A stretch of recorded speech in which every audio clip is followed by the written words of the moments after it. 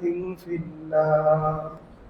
أعوذ بالله من الشيطان الرجيم.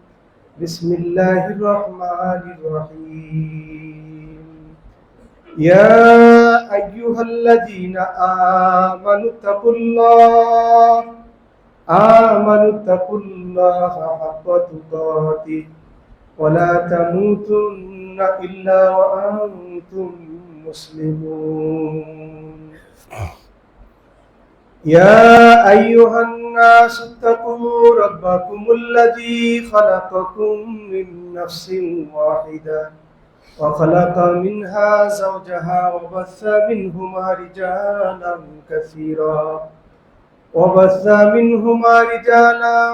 كثيرا ونساء واتقوا الله الذي تساءلون به والأرحام إن الله كان عليكم رقيبا.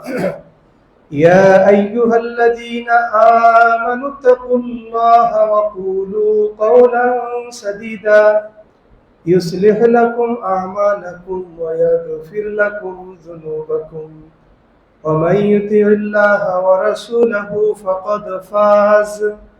فقد فاز فوزا عظيما. وقال الله تبارك وتعالى في كلامه المجيد والفرقان الحميد: اتبعوا ما أنزل إليكم من ربكم ولا تتبعوا من دونه أولياء.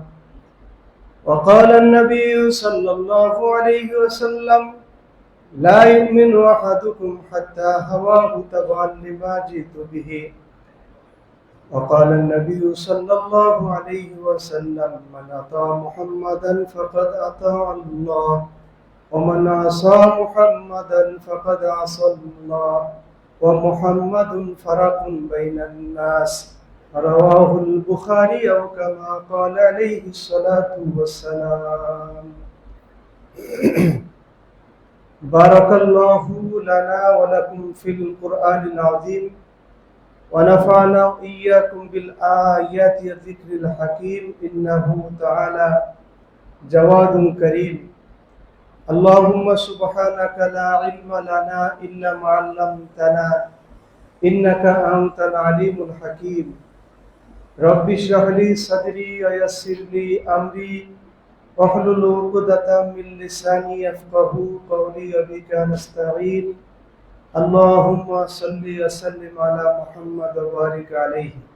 আলহামদুলিল্লাহ, যাবতীয় প্রশংসা মহান আল্লাহ সুবহানাহু ওয়া তাআলার জন্য, যিনি আমাদেরকে আজকে জুমার দিনে প্রতিকূল আবহাওয়ার ভিতর থেকেও মসজিদে আসার মতো সুযোগ করে দিলেন, তৌফিক দিলেন এবং জুমার খুতবায় অংশগ্রহণ করার মতো সুযোগ দিলেন। শুরুতেই আমরা সেই মহান রব্বুল আলামিনের শুকরিয়া জ্ঞাপন করি, আলহামদুলিল্লাহ। আল্লাহ সুবহানাহু ওয়া তাআলা পৃথিবীকে একটা নিজামের মধ্যে বেঁধে দিয়েছেন, একটা শৃঙ্খলার মধ্যে, একটা নিয়ম ও কানুনের মধ্যে। এই নিয়ম ও কানুনের মধ্যে যারা পৃথিবীকে সামলে চলবে, তারা বৈষয়িক অর্থাৎ দুনিয়াবি পার্থিব উপকার তারা ভোগ করবে পৃথিবীর মাধ্যমে। আর আল্লাহ সুবহানাহু ওয়া তাআলা যে বিধান দিয়েছেন, সে বিধানের আলোকে চললে পরকালে জীবন তার শান্তিময় হবে। দুই ক্ষেত্রেই আল্লাহ সুবহানাহু ওয়া তাআলার দিক নির্দেশনা আছে।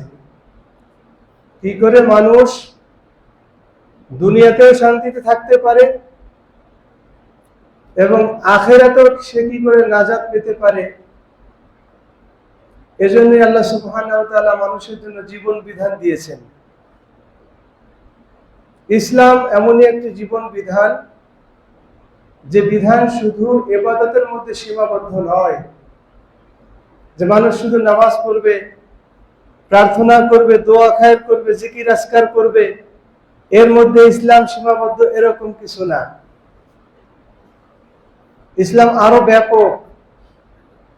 কি করে পৃথিবীতে সে চলবে, তার প্রতিবেশীর সাথে কেমন ভাবে আচরণ করবে, পরিবারকে কি নিয়ে কিভাবে চলবে, আত্মীয় স্বজন, মাতা পিতা, দেশের লোকের সাথে তার কি কোন আন্ডারস্ট্যান্ডিং বজায় রাখবে, সে সম্পর্ক বজায় রাখবে, সবকিছুই ইসলামী শরিয়ার মধ্যে আল্লাহ সুবহানাহু ওয়া তাআলা দিয়ে দিয়েছে।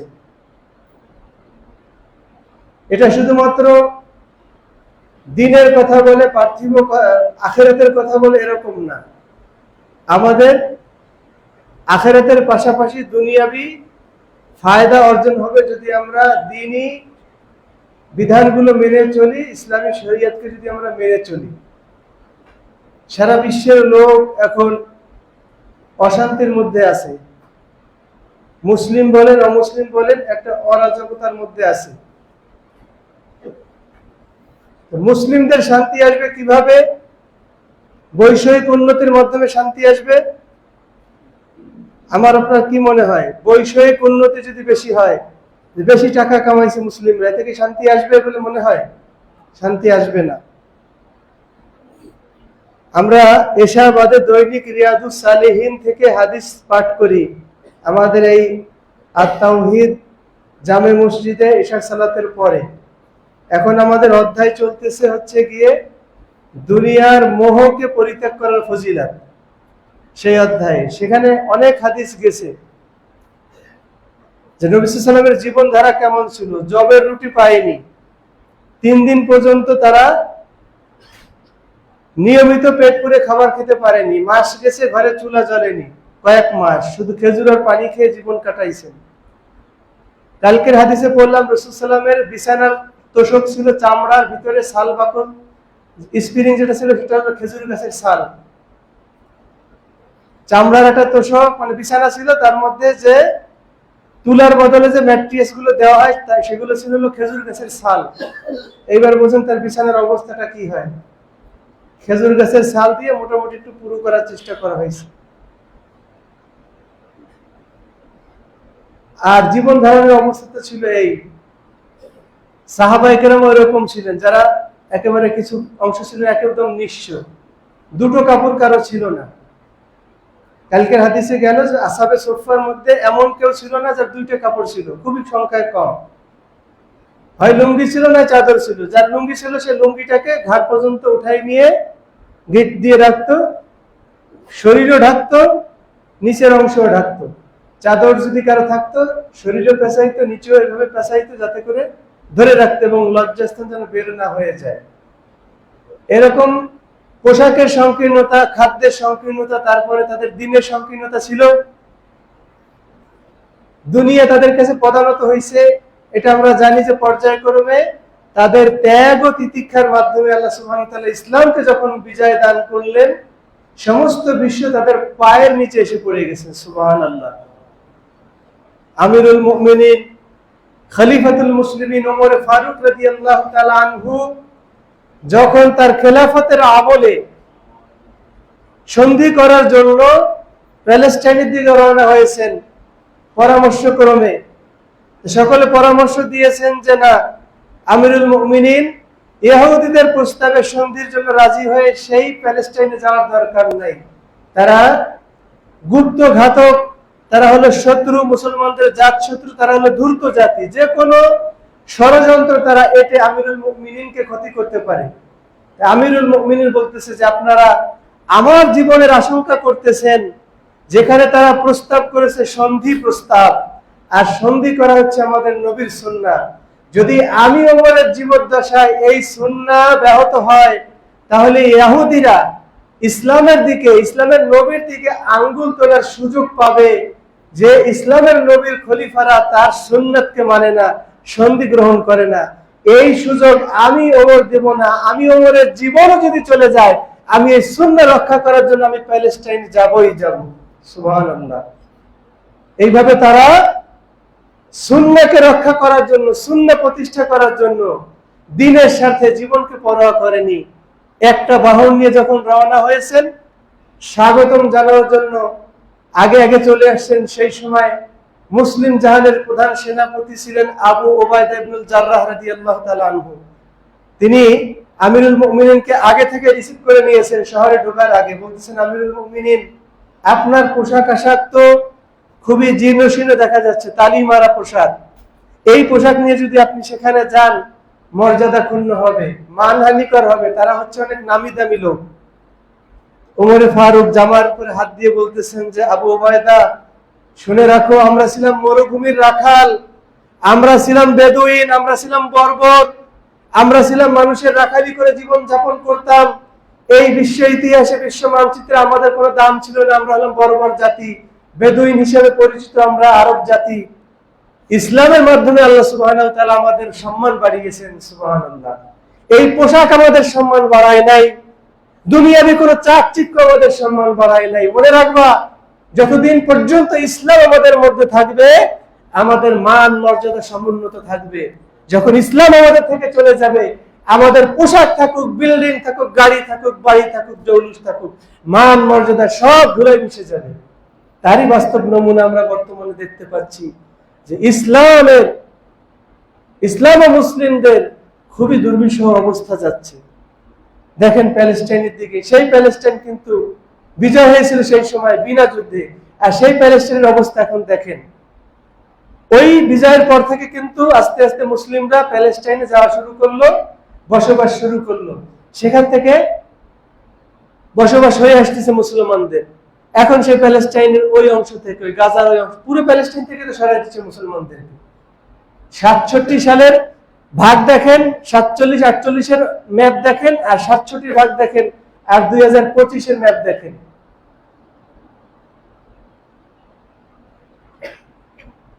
এক চতুর্থাংশ ছিল ইহুদিদের দখলে। তারা প্রথমে তো আসছিল ভাসমান হিসেবে, তাদের কোনো জমি জাতি নেই, একেবারে তারা ভাসমান, অনাথ, বাস্তুহীন হিসেবে তারা এসেছিল। ঔপনিবেশিক হিসেবে, মানে আশ্রয় প্রার্থী, শরণার্থী হিসেবে এসেছিল প্রথমে। তারা এসে আসার পরে আস্তে আস্তে থাকতে আরম্ভ করলো। মুসলমানরা যেহেতু দয়ার সাগর, দয়া দেখায় তাদেরকে থাকতে দিল, চাষাবাদ করতে দিল। তারা আস্তে আস্তে জমি কিনে কিনে এমন পর্যায়ে চলে গেল, তারা বহু জমির মালিক হয়ে গেল। ইতিমধ্যে ওই সেই ইংল্যান্ডের সাথে যে গোপন চুক্তি, সেটা বাস্তবায়ন করা শুরু করে দিয়ে ওসমানীয় খোলাফাত শেষ হয়ে গেল। ব্রিটিশরা কৌশলে সমস্ত ইহুদিদেরকে, বেশিরভাগ ইহুদিদেরকে এখানে পুশ করে দিল। যখন এই 48 সালে দ্বন্দ্ব লেগে গেল, তখন ব্রিটিশরা মুসলমানদেরকে নেস্তনাবুদ করে দিল, আরবদেরকে নেস্তনাবুদ করে দিয়ে পুরো ইহুদি রাষ্ট্র, ইসরায়েল রাষ্ট্র কায়েম করে দিয়ে চলে গেল। তারপরে জাতিসংঘের মাধ্যমে ভাগ হলো, যে যার জমি, যার বাড়ি, সে পাইল 3 ভাগের 1 ভাগ, আর যে দখলদার সে পাইল 3 ভাগের 2 ভাগ। সেখানে পর্যন্ত তারা সীমাবদ্ধ নেই। সেখান থেকে সরাতে সরাতে আস্তে আস্তে জায়গা বাড়াতে বাড়াতে এখন 1/5 মধ্যে মনে হয় মুসলমানরা আছে, আর গাজাতে উচ্ছেদ করতেই আছে। এই অবস্থার মধ্যে এখন কঠিন দিন যাপন করতেছে গাজাবাসী। তাদের কোনো জীবনের নিরাপত্তা নাই। তারা যে জানে যে খাবার আনতে গেলে তেরানের নামে তেরান দিচ্ছে, তার পাশে দাঁড়ায় রয়েছে না বন্দুক তাক করে, এবং খাবারের মধ্যে ঝামেলা তারা করতেছে, বিভিন্ন রকম জিনিস, বিষক্রিয়া জিনিস মিশাই দিচ্ছে। জীবনের কোনো নিরাপত্তা নাই। অথচ একটা সময় ছিল এই মুসলিমের জৌলুস, এই মুসলিমের নামে পুরো বিশ্ব কাঁপত। মানুষ তাদের সন্তানদেরকে ভয় দেখাতো, ওমর আসবে, খালিদ আসবে। কোথায় সেই ওমর, কোথায় সেই খালিদ? তাদের মতো সাহসী লোক কি আজ পৃথিবীতে নাই? আছে, কিন্তু সেই সাহসিকতা প্রদর্শন করার মতো অবস্থা নাই। কারণ তাদের সাহসিকতা কাজে লেগেছে ইসলামের আলোকে লাগার কারণে। যখন তারা বুঝেছেন যে এই জীবন জীবন না, আখিরাতের জীবন জীবন, বীর বিক্রমে তারা ফি সাবিলিল্লাহ ঝাঁপাই পড়েছে। কাফেরকে তারা মনে করছে কচু, একদম এক সাইডে মানুষ কচু গাছ। একটা হাতে তরবারি থাকলে যেমন কচু গাছ কাটা যায় হাজার হাজার, তারা ওরকম কাফের কেটেছে হাজার হাজার, কিছুই মনে হয়নি। কারণ ওই ফিল্ডে যখন নেমেছে, জীবনকে বাজি রেখে আল্লাহ তাআলার নুসরাত তারা পেয়েছে। আর আসলে যখন আপনি দেখবেন ইসলামী সমাবেশে, যখন আপনি যাবেন, স্লোগান দিবেন, তারপরে আপনি তাকবীর ধ্বনি দিবেন, আপনার আগের যে শক্তি ছিল তার থেকে ইমানি শক্তি কয়েক গুণ বৃদ্ধি হয়ে যায়। সুবহানাল্লাহ। এটা আমার পরীক্ষিত, সে 1992 সাল থেকে দেখে আসতেছি। তসলিমা নাসরিনের সময় আমাদের ভাঙ্গা ঘর ছিল, ঘরে খিলও ছিল না। খিলের বদলে যে লাঠি দেয় না, বাঁশ দিয়ে ঠেকনা দিয়ে একটা দরজা দিতাম আমরা, আমার মনে আছে। আমি সেই লাঠিটা নিয়ে চলে আসছিলাম রাজপথে, তখন ছোট। সবার তকবীর ধ্বনি আর সবাই লিল্লাহি তাকবীর আল্লাহু আকবার, এই তকবীর ধ্বনি শুনে ভিতরে এমন একটা জজবা সৃষ্টি হলো যে আমরা দৌড়াচ্ছি।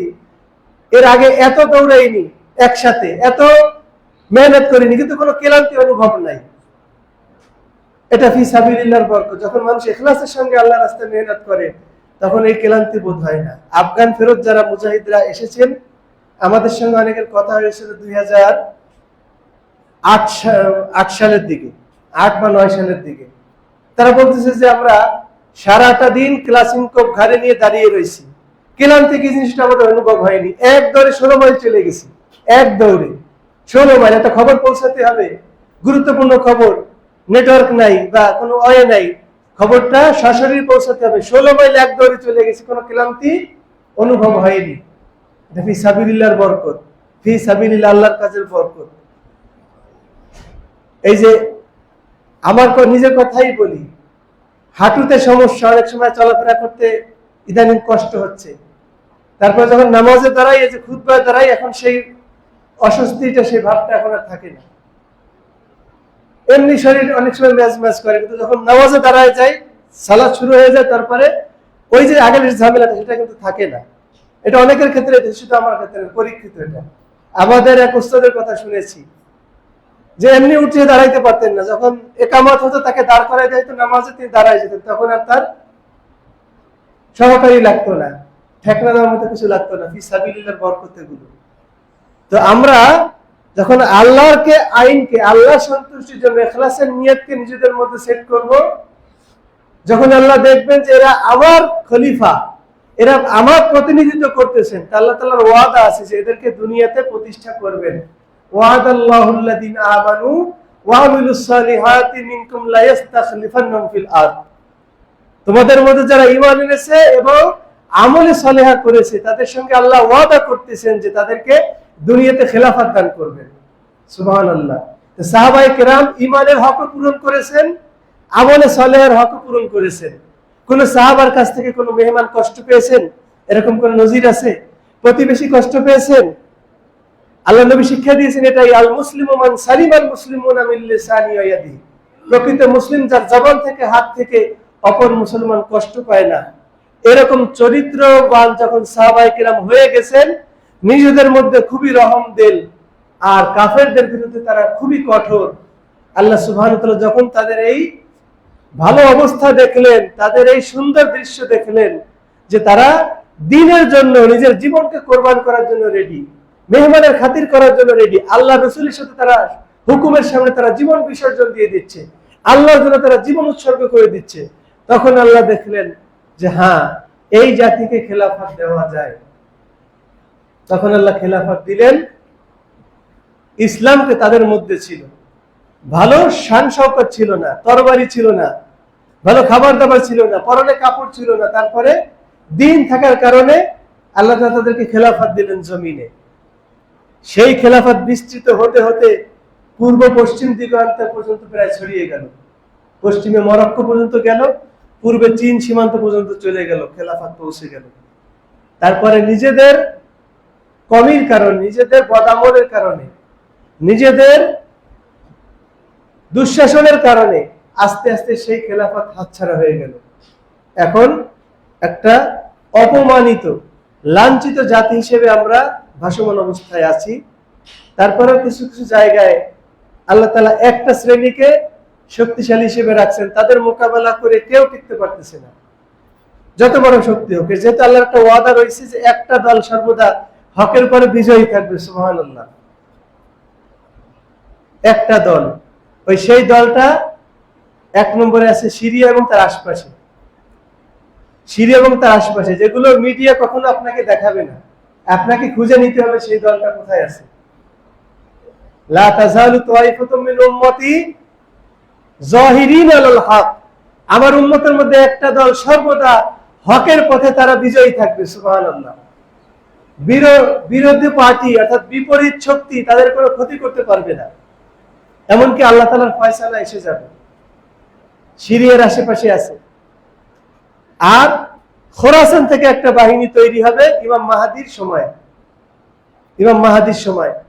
সেই বাহিনী এখনো আছে হয়তোবা, যেটা মিডিয়া আমাদেরকে অন্যরকম ভাবে দেখাচ্ছে। এই দুই বাহিনী মিলে কিন্তু ইমাম মাহাদির খেলাফতকে শক্তিশালী করবেন শেষ জামানায়। এই মাঝখান থেকে আমরা এখন দুরবস্থার মধ্যে আছি কেন? হয় আমাদের পরীক্ষা চলতেছে, না আমাদের বদআমল, বদনসিব। আসলে আমাদের বদনসিব, কারণ আমরা ইসলাম থেকে, আল্লাহ তাআলার আইন ও কানুন থেকে অনেক দূরে সরে আছি। ইসলামী আইন আমরা চাই না, মুখে বলি ইসলামী আইন চাই, কিন্তু আসলে বাস্তবে আমরা ইসলামী আইন চাই না। কারণ ইসলামী আইন এ দেশে চালু করলে দেখা গেল যে 90% লোক ধরা পড়ে যাবে, 90% লোক আইনের আওতায় এসে যাবে। এই জন্য এদেশে যারা দিনদার তারাও চায় না। অনেকে যারা দেখেন যে 5 ওয়াক্ত সালাত আদায় করতেছে, হজ করতেছে, যাকাত দিচ্ছে, সিয়াম পালন করতেছে, তাদেরকে গোপনে বলবেন, কথার ঠাট্টা চলে যে ভাই ইসলামী আইন তো আসতেছে, তোমার কি মনে হয়? দূর, এরকম মানে এমন একটা কথা বলবে, সে অবজ্ঞা করবে। অত সেটা হলো মুনাফিকের লক্ষণ। ক্ষেত্র বিশেষে ঈমানে চলে যাবে, তার কথার ধরন অনুযায়ী হয় ঈমান চলে যাবে অথবা সে মুনাফিক হয়ে যাবে। দুইটার একটা পরীক্ষা দিলে সে বোঝা যাবে যে কোন পর্যায়ে আছে। অথচ ইসলামী আইন এটা আমার দুনিয়ার জন্য শান্তি, আখিরাতের জন্য শান্তি, আমার দ্বীনের সেফটি, আমার জীবনের সেফটি, আমার মগজের সেফটি, আমার ইজ্জত আবরুর সেফটি, এবং আমার বংশ পরম্পরা যেগুলো আসছে, আমার জান মাল, এগুলোর সেফটি, সবকিছুর জন্য সেফটি। তার বংশ এটা দুনিয়ার স্বার্থে রক্ষা করে, তারপর এটার সেফটি পাবেন আপনি। দ্বীনের সেফটি হবে হচ্ছে গিয়ে শুধুমাত্র ইবাদত বন্দেগীর মাধ্যমে। আপনি যদি ঠিকমতো আল্লাহ দেওয়া ইবাদত বন্দেগী ঠিকমতো পালন করেন, 5 ওয়াক্ত সালাত ঠিকমতো আদায় করেন, এর মাধ্যমে আপনার দ্বীনের সেফটি হয়ে গেল। সিয়ামের সময় রমজানে সিয়াম পালন করলেন, আপনার আত্মা কন্ট্রোল হয়ে গেল। আত্মা কন্ট্রোল হবে, আত্মা কন্ট্রোল হলে মানে হৃৎপিণ্ড কন্ট্রোল হলে সমস্ত দেহ কন্ট্রোল। যেহেতু এটা হচ্ছে পাওয়ার হাউস, ইন্না ফিল জাসাদিল মুযগা ইদা সালুহাত সালুহাল জাসাদু কুল্লু। মানব দেহের মধ্যে যে একটা হৃৎপিণ্ড আছে, একটা গোশতের টুকরা আছে, যদি এটা ভালো হয়ে যায় পুরো দেহটা মানুষের ভালো, এটা মন্দ হলে দেহটা বিগড়ে গেল। তো এটা ভালো হবে সিয়ামের মাধ্যমে। তাহলে এটা যদি ভালো হয়, মানুষটা ভালো হয়ে যাবে, তার দিনদারি ঠিক থাকবে। যাকাত ফরজ হয়েছে, যাকাত যখন দিবে তখন তার মালের পবিত্রতা হবে, আত্মারও পরিশুদ্ধ হবে। খুয মিন আমওয়ালিহিম সাদাকাতান তুতাহিরুহুম ওয়া তুযাক্কিহিম বিহা ওয়া সাল্লি আলাইহিম ইন্না সালাতাকা সাকানুল লাহুম। তাদের থেকে আপনি যাকাত নেন, এই যাকাত নিলে তাদের মালও পবিত্র হবে, তাদের আত্মাও পরিশুদ্ধ হবে। কিভাবে আত্মা পরিশুদ্ধ হয়? যাকাতের মাধ্যমে। অপরের কল্যাণ না চাওয়ার যে একটা প্রবণতা আছে, যে আমার সম্পদ দিয়ে আরেকজন লাভ করবে, এটা একটা অন্তরের কলুষতা। ইসলাম এই শিক্ষা দেয় না। ইসলাম শিক্ষা দেয় তোমাকে যে সম্পদ দেওয়া হয়েছে, সেটা যদি নির্ধারিত একটা গণ্ডি ছাড়াই যায়, তাহলে ওই সম্পদের একটা নির্ধারিত অংশে গরিব দুঃখীদের হক চলে আসে। এই হকটা তুমি দিয়ে দিবা, এটা মনের ভিতরে যেন কুণ্ঠাবোধ না হয়, কার্পণ্যতা না আসে। কার্পণ্যতা থেকে পরিশুদ্ধ করার জন্য হচ্ছে আত্মাকে পরিশুদ্ধ করা। যাকাত দেওয়ার হিকমা হলো এটাই। পরিশেষে এটা তো একটা ইবাদত, এটা একটা আল্লাহ তাআলার ইবাদত, আল্লাহ তাআলার আইন আমি মানতেছি। যখন আমি যাকাত দিয়ে দিব, তখন আমার ওই মালের দায়িত্ব আল্লাহর জিম্মায় চলে গেল। দেখবেন যারা যাকাত দেয় না, অথচ সম্পদ আছে পর্যাপ্ত, ওই সম্পদ একভাবে না একভাবে বের হয়ে যায়, কয়েক গুণ নিয়ে চলে যায়, কিন্তু সে মনে করে যে এটা অন্য কারণে গেছে, অথবা টেরও পায় কিন্তু কাউকে প্রকাশ করে না, বললে তো লজ্জা, যা হ্যাঁ আমি যাকাত দেইনি, যাকাত না দিয়ে তো মাসলা ঘুরাই দিয়েছি অন্যদিকে। আমি আপনি না দেখি, আল্লাহ তাআলা কি দেখে না এই বিষয়গুলো? আল্লাহ তাআলা যেহেতু দেখেন, তো তাকে তো এড়ানোর কোনো পন্থাই নেই, তার কোনো সুযোগই নাই। যে আল্লাহ আমাদের শাহরাগের চেয়ে অতি নিকটবর্তী, অন্তরের অন্তঃস্থলের খবর রাখেন, তিনি আমার কর্মধারা দেখেন না? যখনই তিনি দেখতেছেন যে এ যাকাত দিচ্ছে না গাফিলতি করে অথবা সম্পদকে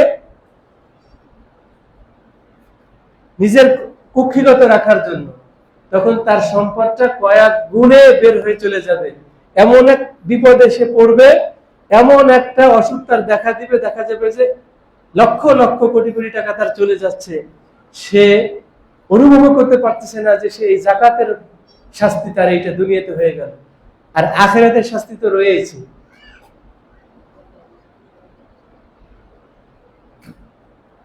হজের মাধ্যমে মুসলিম ইউনিটি যখন আমি দেখি, বিভিন্ন দেশ বিভিন্ন গোত্র বর্ণ দেখে, তখন আমার ইসলামের প্রতি আমার আরো উদ্বুদ্ধতা বেড়ে যায় যে এত বিশ্বের রং বেরঙের লোক ইসলামের মধ্যে আছে। এগুলো দেখার পরে নিজের মন থেকেই ইসলামের প্রতি একটা কি হয়, আগ্রহ বেড়ে যায় যে আমি ইসলামকে আরো জানবো, আমি ইসলামকে আরো বুঝবো, আমি আরো মানবো। এবং এতগুলো লোক আমরা জানো আমাদের ইউনিটি ঠিক থাকে, আমরা এত একটা শক্তি হিসেবে যেন বিশ্বে দাঁড়াতে পারি, এই আগ্রহটা বেড়ে যায়। এগুলো আমাদের দিনের জন্য সহায়ক। এই ইবাদতের পাশাপাশি যখন আমি ইসলামী আইন পালন করব, ইসলামী আইনের প্রতি শ্রদ্ধাবোধ হব, ইসলামী আইনকে যখন আমার সমাজে বলবৎ করব, তখন আমার সমাজ থেকে মানুষের জীবনের অনিরাপত্তা দূর হয়ে যাবে, নিরাপত্তা লাভ হবে। সুবহানাল্লাহ। রাসূল সাল্লাল্লাহু আলাইহি ওয়াসাল্লাম মদিনাতে খেলাফত পেয়েছিলেন, রাষ্ট্র ক্ষমতা পেয়েছিলেন পর্যায়ক্রমে।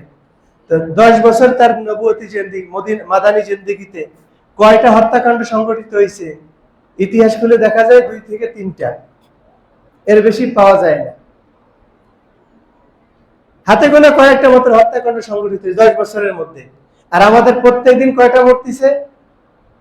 পাথর দিয়ে মারে, ওদিকে গুঁতো দিয়ে মারে, ওদিকে চাপা দিয়ে মারে, ওদিকে জবাই দিয়ে মারে, দৈনিক এরকম ঘটনা ঘটতেছে না? জীবনের নিরাপত্তা আছে? আল্লাহ সুবহানাহু ওয়া তাআলার আইন যদি বাস্তবায়ন করা হতো তাহলে জীবনের নিরাপত্তা আসতো। যেহেতু আল্লাহ তাআলা বলেছেন ওয়ালাকুম ফিল কিসাসি হায়াতুন ইয়া উলিল আলবাব, হে বুদ্ধিমানেরা, তোমাদের জন্য মৃত্যুদণ্ডের মধ্যে জীবন নিহিত আছে যদি তোমরা বুঝে থাকো। তার মানে একটা লোক অন্যায় অপকর্ম করেছে, প্রকাশ্য দিবালোকে শত শত লোকের সামনে, হাজার হাজার লোকের কাছে সেই দৃশ্য চলে গেছে ভিডিওর মাধ্যমে। ওই লোকের যদি মৃত্যুদণ্ড 1 মাসের মধ্যে, বা যেহেতু সাক্ষীর কোনো প্রয়োজন নাই, সাক্ষী সবকিছু ক্লিয়ার, ওরা দ্রুত যদি মৃত্যুদণ্ড কার্যকর করে দেওয়া হতো এবং সারা দেশে খবর ছড়াই দেওয়া হতো মিডিয়ার মাধ্যমে তার মৃত্যুদণ্ড কার্যকর হয়ে গেছে, দ্বিতীয়বার আর পাথর তোলার সাহস খুব কম লোকেই দেখাবে। আল্লাহ তাআলা বলছেন যে ইয়া আইয়ুহাল্লাযীনা আমানু কুতিবা আলাইকুমুল কিসাসু ফিল কাতলা আল হুররু বিল হুররি ওয়াল আবদু বিল আবদি ওয়াল উনসা বিল উনসা ফামান উফিয়া লাহু মিন আখি শাইউন ফাত্তাবাউ বিল মারুফ ওয়া আদাউ ইলাইহি বিহসান। তোমাদের জন্য হত্যার বদলে হত্যা, অর্থাৎ মৃত্যুদণ্ড, এটাকে আল্লাহ সুবহানাহু ওয়া তাআলা ফরজ করে দিয়েছেন। কেউ যদি অন্যায়ভাবে কাউকে মারে তার শাস্তি হলো তাকেও মৃত্যুদণ্ড দিতে হবে। স্বাধীনের বিপক্ষে স্বাধীন, গোলামের মোকাবেলায় গোলাম, নারীর মোকাবেলায় নারী, যে যেমনই হোক না কেন আইন তার ক্ষেত্রে সমান। হ্যাঁ, যে মারা গেছে তার আত্মীয় স্বজনের যদি দাবি ছেড়ে দেয় যে না আমরা মৃত্যুদণ্ড চাই না, ও কিছু জরিমানা দিয়ে দিক, এটাকে বলা হয় ফিদিয়া, এই বা দিয়াত। এই দিয়াত দিলে মৃত্যুদণ্ড থেকে রক্ষা পাওয়া যায় যদি সেটা মেনে নেয় মাইয়াতের অভিভাবকগণ, মৃত ব্যক্তির অভিভাবকগণ। যেমন ইয়ামানি এক লোকের অভিভাবকগণ মেনে নিয়েছে, সৌদি আরব সাজা মওকুফ করে দিয়েছে। এখন বলতেছে খুব খবরের মিডিয়ায় যে সৌদি আরব টাকা খেয়ে মৃত্যুদণ্ড বাতিল করে দিয়েছে। নাউজুবিল্লাহ। খবর হইল কেমন আর বললো কেমন, একটা সম্পূর্ণ একটা অপবাদ না? এটা যদি সৌদি আরবের না, যদি আপনিও হন, আপনি যদি বলেন যে আমি তার শাস্তি চাই না, আপনার এক আত্মীয়কে সৌদি আরব যদি কেউ মারে তার শাস্তির বিধান হবে। এখন আপনি যদি বলেন যে ওর আমি মৃত্যুদণ্ড চাই না, ও শুধু দিয়াত দিয়ে দিক, কোরআনে দিয়াতের সিস্টেম আছে, হয় মৃত্যুর বদলে মৃত্যু অথবা দিয়াত, যদি সে রাজি থাকে, তার পরিবার পরিজন তার উত্তরাধিকার যদি রাজি থাকে তাহলে দিয়াত মুক্তিপণ, রক্তপণ, এই রক্তপণ নিয়ে যদি ছেড়ে দেয় তাহলে বিচারক ছাড়তে বাধ্য। যে ছাড়ে না তার সাথে শাস্তির বিধান কার্যকর করে দেওয়া হয়। শাস্তির বিধান কার্যকর করলে বলে যে কি বর্বর, প্রকাশ্যে মৃত্যুদণ্ড দেয়। আবার যদি ছেড়ে দেয়, আল্লাহর আইন মেনে যদি ছেড়ে দেয়, সেক্ষেত্রেও তারা অভিযোগ দেয়। অভিযোগের কোনো শেষ নেই। এটা হলো ইসলামী আইন। যদি এটা পালন করা হয়, দেখবেন সৌদি আরবে 10 বছরের ডাটা নেন, কয়টা হত্যাকাণ্ড সংঘটিত হয়, 10 বছরের ডাটা নেন। আর আমাদের দেশে 10 বছরের ডাটা নেন, পার্থক্য হলো ইসলামী আইনের।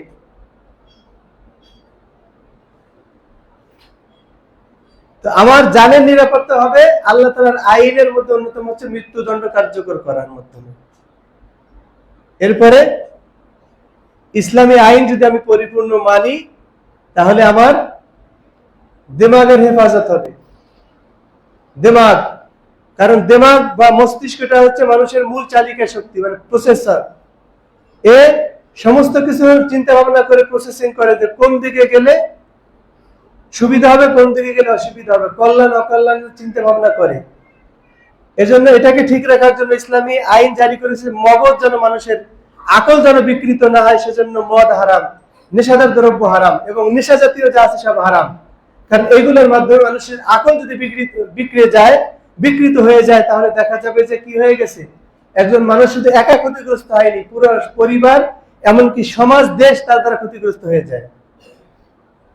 মাতালটা যদি পরিবারের মধ্যে থাকে তাহলে পরিবারের মাকে মারে, বাবাকে মারে, আছে না এরকম ঘটনা আছে না? মাকে মেরেছে, বাবাকে মেরেছে, নেশাদার মেয়ে, তারপরে স্ত্রীকে মারে, বাবা গভীর রাতে নেশা করে এসে স্ত্রীকে বলে মা, মাকে বলে বিবি, এরকম ইত্যাদি ইত্যাদি।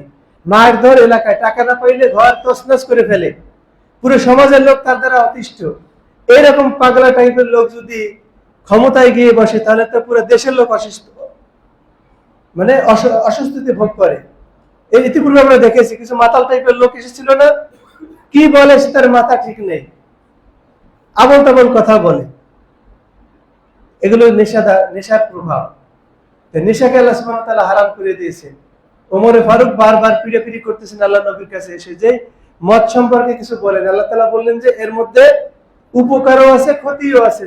তবে এর যে ক্ষতি, এটাই প্রভাবটা বেশি উপকারের চাইতে, কারণ উপকারটা সাময়িক, খাওয়ার পরে শরীরে হয়তো একটু ফিলিংস আসে, একটু শক্তি এসে তাৎক্ষণিক, কিন্তু এর যে প্রভাব কিডনির পরে পরে, লিভারের পরে পরে, পাকস্থলীতে পরে, ফুসফুসে পরে, হার্টে পরে একজন মানুষ অল্প দিনে বিকলাঙ্গ হয়ে যায়।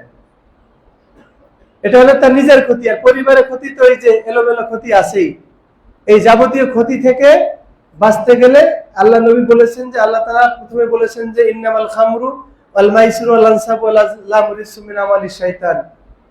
প্রথমে নামাজের কাছে যেও না, মাতাল অবস্থায় নামাজের কাছে যেও না, তারপরে বলছে যে ভালো মন্দ সব আছে, তারপরে একবার চূড়ান্ত পর্যায়ে আল্লাহ তাআলা বলে দিলেন যে শোনো ইমানদারগণ, মদ, জুয়া, মূর্তি পূজার বেদী, ভাগ্য নির্ণায়ক তীর, এগুলো সবই শয়তানি ক্রিয়াকলাপ, গান্দেগে জিনিস, এগুলো হারাম করা হয়েছে, তোমরা এগুলো থেকে পরহেজ করো, বেঁচে থাকো। তখন থেকে মদ হারাম। যখন এই ঘোষণা করে দিয়েছে, মদিনার অলিতে গলিতে মদের নহর বয়ে গেছে, কোনো বাড়িতে আর মদ নাই, সব মটকা ফাটায় ফেলাইছে, সমস্ত মদ রাস্তায় ঢেলে দিয়েছে। এই ছিল তাদের ইমানের তাকাজা, ইমানের অবস্থা, যে তারা আল্লাহর আইন পাওয়ার সাথে সাথে তারা মেনে নিয়েছে। এরপর থেকে আর ইমানদারেরা মদ ছুঁয়ে দেখেনি।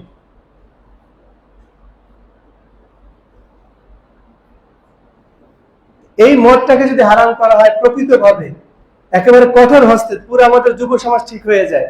আমাদের দেশের অবস্থা দেখেন, একেবারে নিম্ন শ্রেণী থেকে উচ্চ পর্যায়ে সব শ্রেণীর নেশার ব্যবস্থা আছে, কিন্তু উচ্চ পর্যায়ে আছে বোতল টোতল হাবিজাবি কি কি আছে, নিম্ন পর্যায়ে আছে ওই যে গাঁজা, আফিম বা এই ধরনের টিকটিকির লেজ আর কি, মুরগির গুটু কি কি আছে ইত্যাদি ইত্যাদি, বিভিন্ন রকমের নেশার জাতীয় জিনিস বের হয়।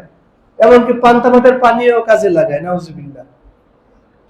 যে যেভাবে যে কোনো বস্তুকে নেশাদার হিসেবে তৈরি করে নিবে, তার বেশিটা খেলে যদি নেশা হয় তাহলে কমটাও হারাম। যার এক গ্লাস খেলে নেশা হয় তার এক চামচও হারাম। এটা আমাদের মাথায় রাখতে হবে। যারা আমরা পান খাই তারাও সতর্ক থাকি। তামাক জর্দা এগুলো কিন্তু নেশাদার দ্রব্য। একটা তামাক পাতা চাবাই খাওয়ার পরে দেখা যাবে যে মাথায় ঘুরলি দেয়, তাহলে এক চিমটি তামাকও হারাম। আর শুনলে আশ্চর্য হবেন যে খতিব সাহেব বলে কি, WHO ওয়ার্ল্ড হেলথ অর্গানাইজেশন, যেটা আমরা বিশ্ব স্বাস্থ্য সংস্থা বলে থাকি, সর্বশেষ পানের সাথে যে আমরা সুপারি খাই, সুপারিকে মাদক দ্রব্য হিসেবে গণ্য করেছে। নাউজুবিল্লাহ। সুপারি কিন্তু একটা মৌলিক মাদক দ্রব্য, যেটা আমরা ইতিপূর্বে টের পাইনি। ওই নারীরা যখন পান খাইতো, আমরা অনেক সময় কাঁচা সুপারি দিয়ে খাইতো, কাঁচা সুপারি 1-2 কো আমরা চাবাই খাইতাম শখের বসে। তো মাঝে মাঝে দেখতাম যে মাথা কেমন কেমন করতো, তখন তো টের পাইতে বুঝতে পারতাম না যে আসলে কিসের কি। কাঁচা সুরমা দিয়ে পান খেলে অনেক সময় মাথা গরম হয়ে ঘুরলি দেয়, তখন আমরা টের পাইতাম না। এই এখন এসে জিনিসটা পরিষ্কার হলো, বিশ্ব স্বাস্থ্য সংস্থা জিনিসটা পরিষ্কার করলো। তারা তো হালাল হারামের তোয়াক্কা করে না, তারা দেখে মাদক কি মাদক না এইটা দেখে। তো তারা বলতেছে এটা মাদক দ্রব্যের মধ্যে, কারণ এর মৌলিক উপাদানের মধ্যে মাদক ভরা। আপনি 10টা কাঁচা সুপারি খান, দেখবেন যে আপনার মাথা কিভাবে ঘুরতেছে, তার মানে একটা সুপারি খাওয়া আপনার জন্য ক্ষতিকারক। নেশা বেশি খেলে যদি নেশায় কম খেলেও এটা হারাম হয়ে যাবে। এজন্য পান আল্লাহরা সাবধান, কি খাচ্ছেন বুঝে শুনে খেন। আল্লাহ থেকে আমাদেরকে হেফাজত করুন, আল্লাহুম্মা আমিন। তো পরিপূর্ণভাবে যদি নেশা বন্ধ করতে হয়, ইসলামী আইন আনতে হবে। মাদক দ্রব্য সেবন করে সেটা প্রমাণ পাইলে তাকে 80টা জুতার বাড়ি মারতে হবে। যদি এই আইন কার্যকর করা যায়, বা কম বেশি করা যেতে পারে ব্যক্তি হিসেবে অথবা বয়স হিসেবে, বয়স বিবেচনায়, যেটা কাজী সাহেবই করবেন। এরকম জুতা মারার নিয়ম আছে মাদক দ্রব্য সেবনের কারণে, এবং তার ইবাদতের ক্ষেত্রে ক্ষতিগ্রস্ত হয়ে যায়। 40 দিনে তার ইবাদত কবুল হয় না একবার মদ সেবন করলে।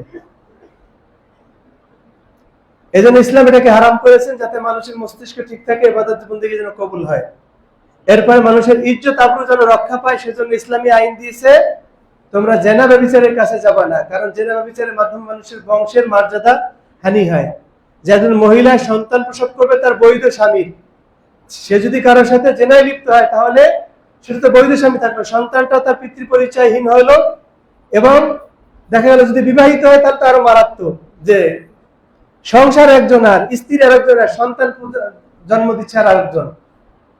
এই কিছুদিন আগে মিডিয়ায় খবর বেরিয়েছে, একজন মানুষ 10 বছর নাকি সংসার করেছে, নাকি আরো বেশি, তার কয়েকটা ছেলে মেয়ে আছে, স্ত্রী স্বীকার গেছে যে একটা ছেলেও নাকি স্বামীর নেই, স্বামী সেই দুঃখে কাঁদতেছে। ডিএনএ পরীক্ষা করাইছে, বলতেছে আসলে ডিএনএ টেস্ট মিলতেছে না। এই যে সমাজের চিত্রগুলো, 2টা আইন জারি যদি করা হয়, সমাজ ইসলামী আইন, পুরো সমাজ থেকে কলুষতা দূর হয়ে যাবে। 1 নম্বর হলো বেত্রাঘাত যদি অবিবাহিত হয়, আর জানিয়াতু আর জানি ফাজলিদু কুল্লা ওয়াহিদিন মিনহুমা মিয়াতা জালদা, জেনাকার নারী পুরুষ যদি অবিবাহিত হয় তাদেরকে 100 করে বেত্রাঘাত মারো, 100 করে। এবং সে বেত্রাঘাত মারবে জল্লাদ, নির্ধারিত ব্যক্তি, বাপ ভাই মারবে না, যে আদর করবে তা না, সে চাবুক দিয়ে মারতে হবে কঠিন ভাবে।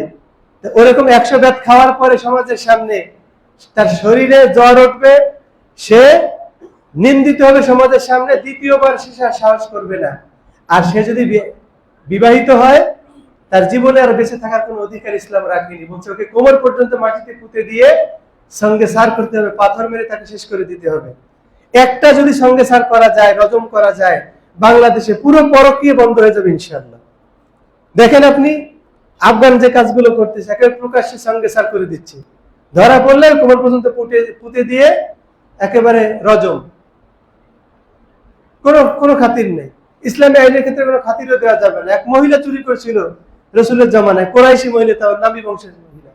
এখন ওসামাকে দিয়ে সুপারিশ পাঠানো হয়েছে যে ওসামা, তুই তো আল্লাহ নবীর আদরের দুলালি, আদরের প্রাপ্ত লোক, তো যায়েদ ইবনে হারেসার ছেলে, পোতা হয় সম্পর্কের রাসূল সাল্লামের পালক পুত্রের ছেলে। এই যে পোতাকে দিয়ে সুপারিশ পাঠাইছে যেন এই মহিলাটার হাত না কাটা হয়, কারণ সে একজন বংশীয় মহিলা। আল্লাহ নবীর কাছে যখন বলা হলো, আল্লাহ নবী রাগে তার চেহারা একেবারে লাল হয়ে গেল, বলে যে আল্লাহর আইনের ব্যাপারে তোমরা আমাকে সুপারিশ করতেছো? আল্লাহি লাউ সারাকাত ফাতিমা বিনতু মুহাম্মদ, আল্লাহর কসম করে আমি বলতেছি, যদি আমার কন্যা মুহাম্মদের কন্যা ফাতেমাও চুরি করতো, লা কাতাউতু ইয়াদাহা, আমি তারও হাত কেটে দিতাম। এখানে কোনো বাছবিচার নাই।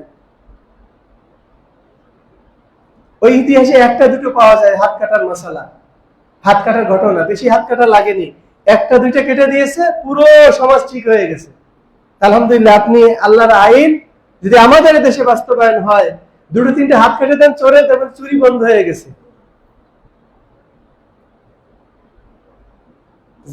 শাস্তির বিধান করেন, রজম করেন, একটা দুটো রজম করেন, প্রত্যেক জেলা শহরে একটা রজম করলে, বা প্রত্যেক আপনার জেলাতে যদি একটা রজম করা হয়, তাহলে দেখা যায় পুরো জেলা ঠিক হয়ে গেছে। 64 জেলা 64 রজম ধরা পড়লে, রজম করে দিলে মোটামুটি দেখবেন যে পুরো দেশ পরকীয়া মুক্ত, পুরো অফিস আদালত যা আছে সব পরকীয়া মুক্ত, জেনা ব্যভিচার মুক্ত হয়ে যাবে ইনশাআল্লাহ।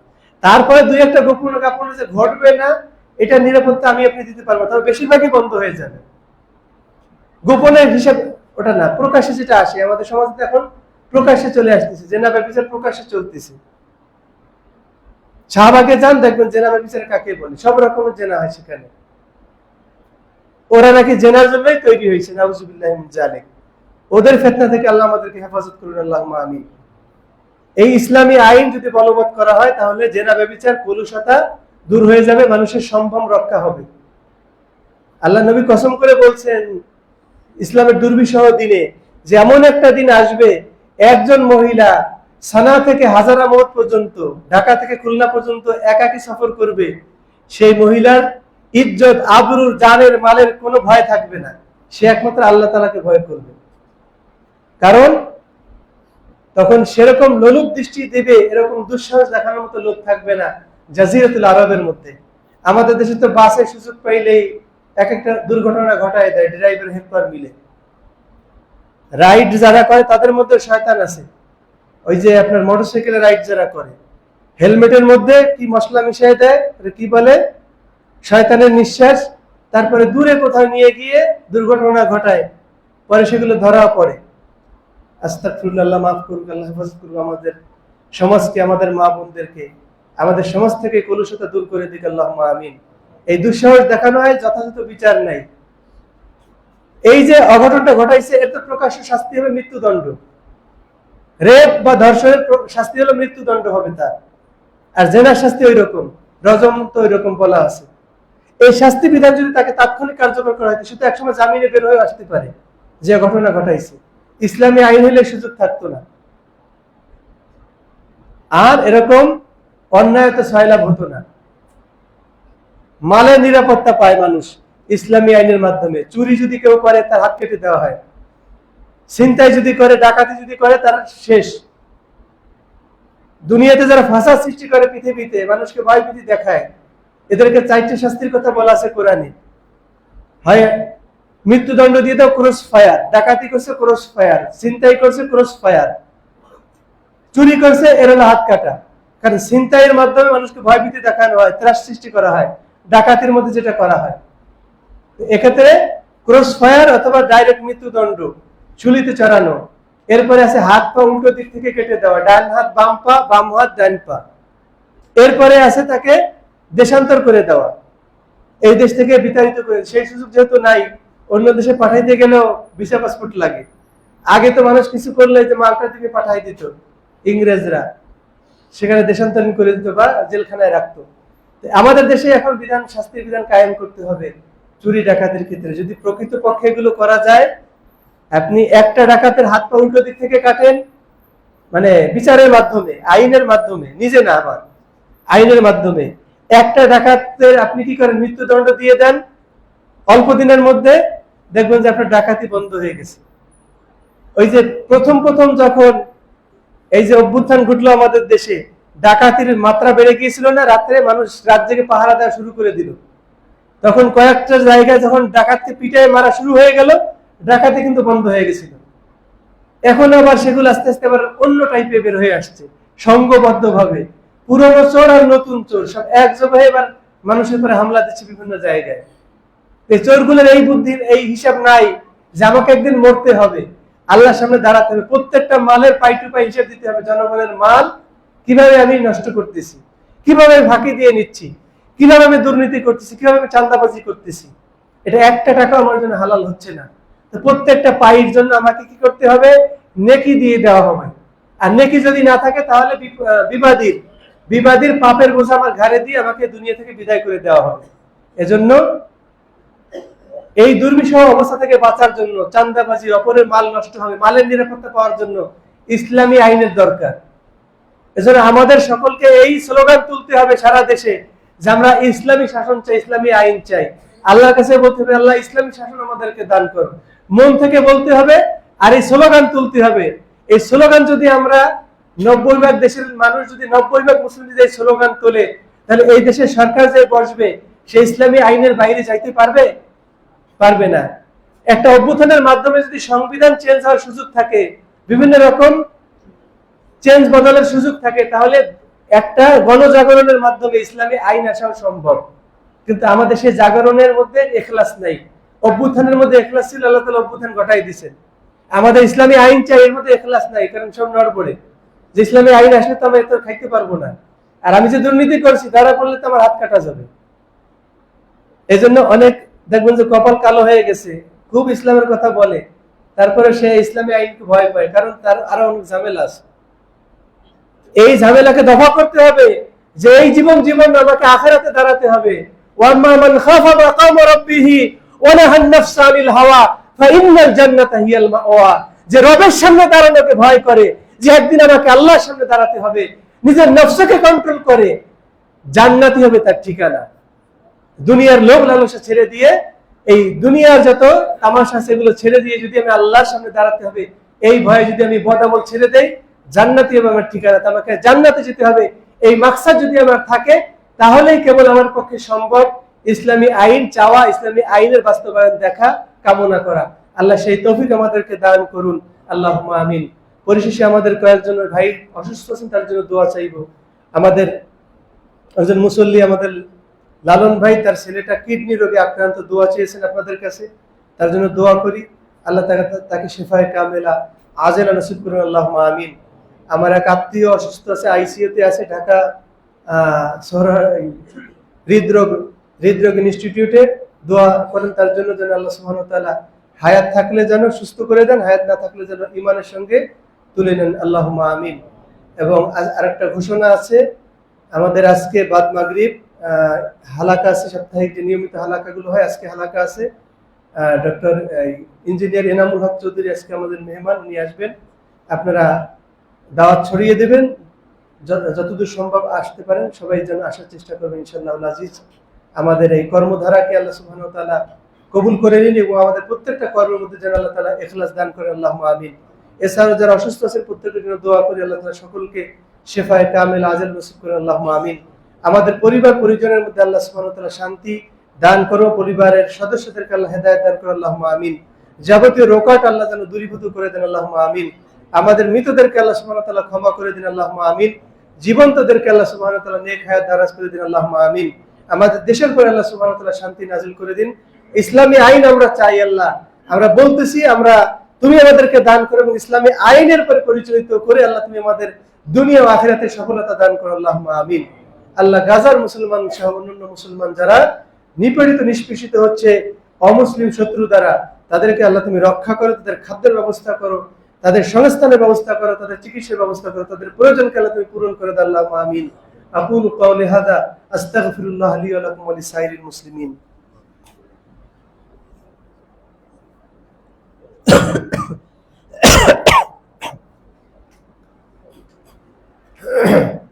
আউযু বিল্লাহি মিনাশ